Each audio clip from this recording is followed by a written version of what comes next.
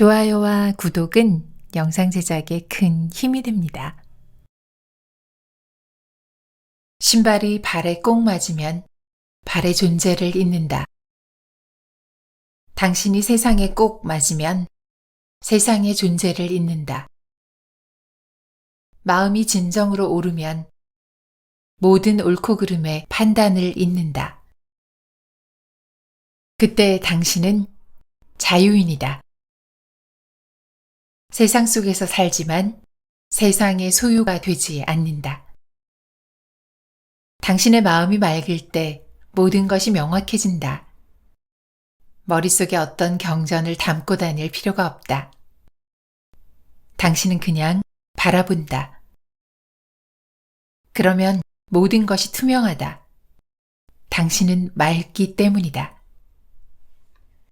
건강할 때 당신은 자신의 육체에 대해 아무것도 생각하지 않는다. 육체는 잊혀진다. 어떤 병이 있을 때, 그때 당신은 육체를 잊을 수 없다. 건강한 것은 잊혀진다. 그러나 병든 것은 늘 기억에 남아있다.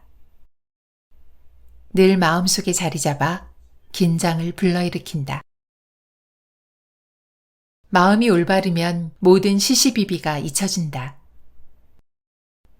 마음이 올바르지 못할 때, 병들었을 때, 그때 당신은 끊임없이 신경을 쓰고 근심한다. 이것이 옳고 저것이 옳다고. 이것을 따라야 하고 저것을 피해야 한다고. 그러는 사이 삶 전체가 하나의 투쟁이 된다. 축제의 삶을 살라. 기쁨의 불꽃이 되라. 그러면 모든 나쁜 것이 사라진다. 당신이 잘못된 것들을 먼저 사라지게 하려고 노력한다면 그것들은 결코 사라지지 않을 것이다. 마치 어둠과 싸우는 것과 같다. 당신의 집이 지금 어둠으로 가득 차 있다. 당신은 묻는다. 어떻게 내가 촛불을 켤 수 있단 말인가? 촛불을 켜기 전에 먼저 이 어둠을 제거해야 할 것이 아닌가? 당신이 지금까지 해온 것이 이것이다.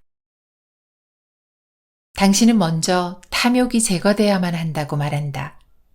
그래야 내적인 평화와 환희가 가능할 것이라고. 실로 어리석다. 당신은 먼저 어둠이 사라져야만 촛불을 켤 수 있다고 말하고 있는 것이다. 마치 어둠이 당신을 방해할 수 있기나 하는 것처럼. 어둠은 비실체이다. 그것은 아무것도 아니다. 그것은 단순히 빛의 부재일 뿐이다. 불을 켜면 어둠은 자동적으로 사라진다. 100년 묵은 어둠, 10년 묵은 어둠이란 존재하지 않는다. 불을 켜는 순간 어둠은 사라진다. 축제의 삶을 살라. 기쁨의 불꽃이 되라. 한 사람이 있었다.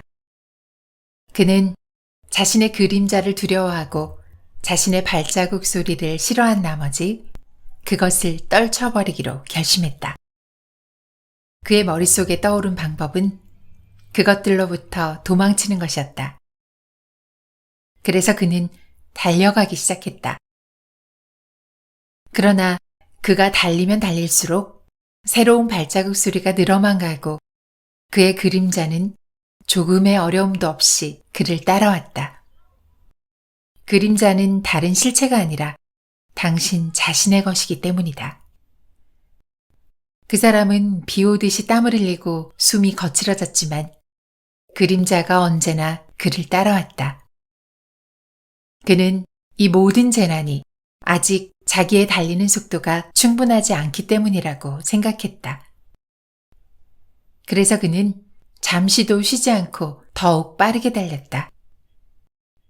마침내 힘이 다해 쓰러져 죽고 말았다. 그는 이것을 깨닫지 못했던 것이다. 단순히 그늘 속으로만 걸어 들어갔어도 그의 그림자는 사라졌을 것이다. 얼마나 쉬운 방법인가. 단순히 그늘 속으로만 걸어 들어가도 그림자는 사라진다. 그림자는 태양 때문에 생기는 것이기 때문이다. 그 그늘은 침묵이라고 불리운다. 태양 광선이 들어오지 않는 내면의 침묵 속으로 들어가라. 외부에는 사회가 있다. 모든 형태의 그림자가 있다. 당신의 분노, 성, 탐욕, 야망, 이 모든 것들이 사회의 한 부분이다. 당신이 진정으로 내면으로 들어가고 사회를 외부에 놓아두면 그걸로 된다. 싸우거나 달아날 필요가 없다. 필요한 것은 단 하나. 그늘 속으로 들어가 가만히 앉아있는 일이다. 당신의 전 생애에 걸쳐 이렇게 해야만 한다. 어떤 것과도 싸우려고 하지 말고 어떤 것으로부터도 달아나려고 하지 말라. 일들이 저절로 진행되게 하라. 당신은 단순히 당신의 눈을 감고서 외부의 태양광선이 스며들지 않는 내면의 중심으로 들어가라. 거기 아무런 그림자가 없다. 전체는 광대하다. 당신은 단지 그 속의 하나의 물방울이다. 대양 전체가 짠 소금 맛이다. 그런데 당신은 단맛이 되려고 한다. 불가능한 일이다.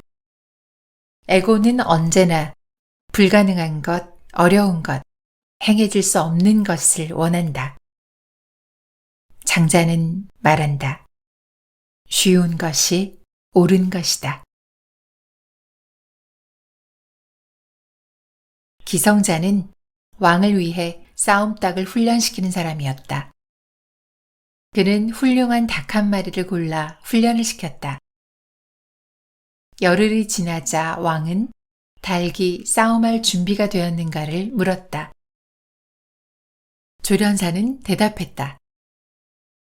아직 안 되었습니다. 아직 불같은 기운이 넘치고 어떤 닭과도 싸울 자세입니다. 공연히 뽐내기만 하고 자신의 기운을 너무 믿고 있습니다.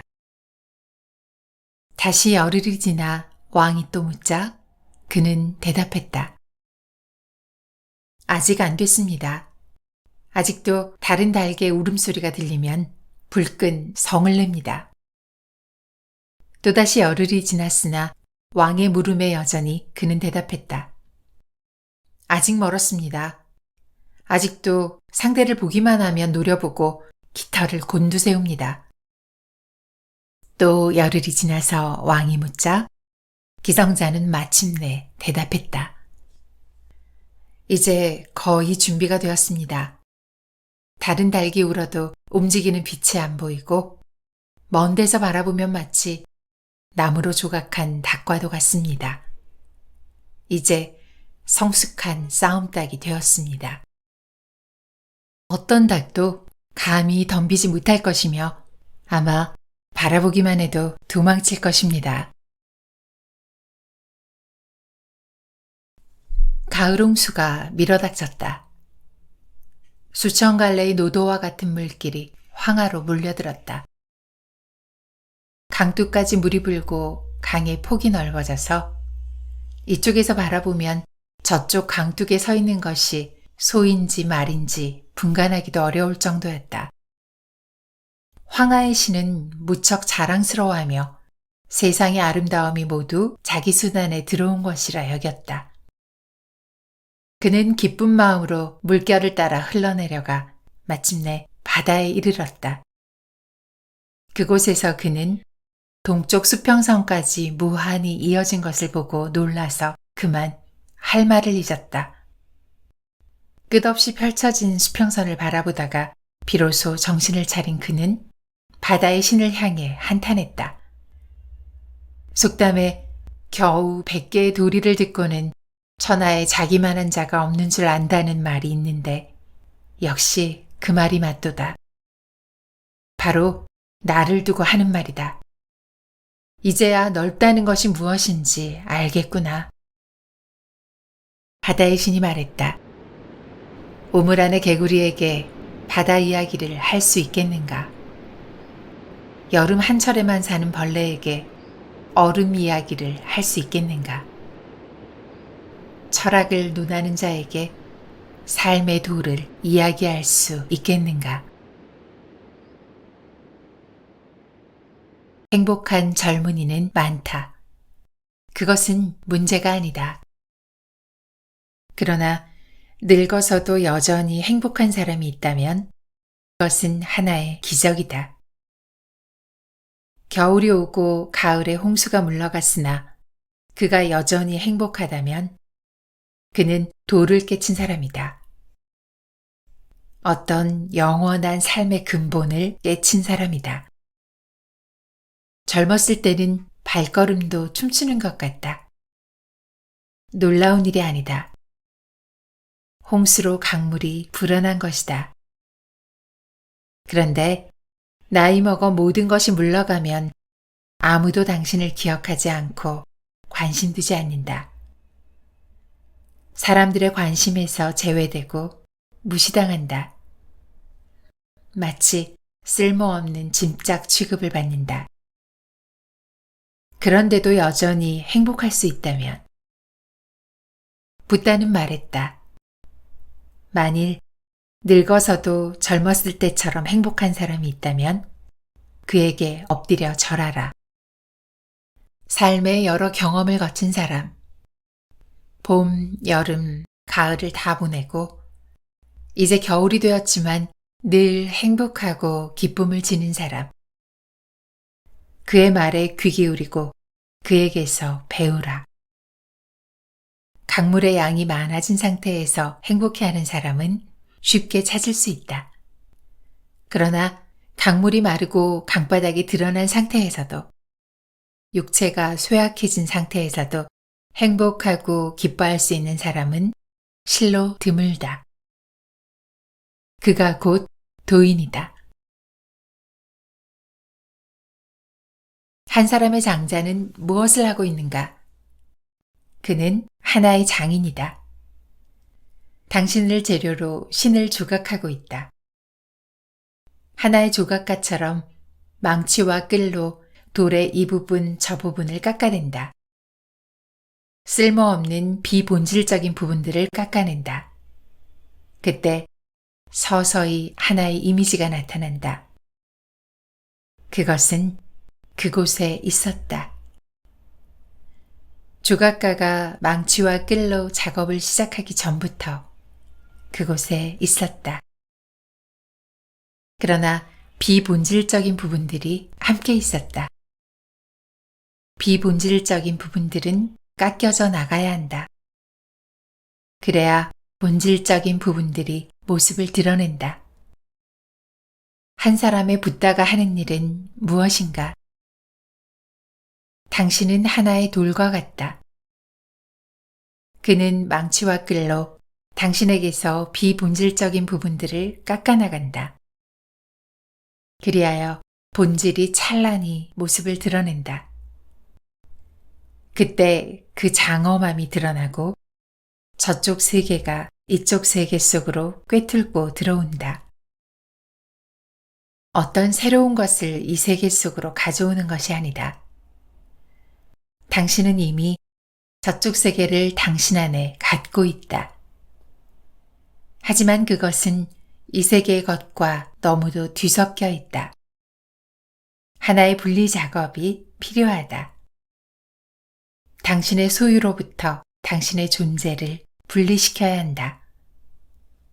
육체로부터 영혼을, 주변으로부터 중심을. 그것은 하나의 기술이다.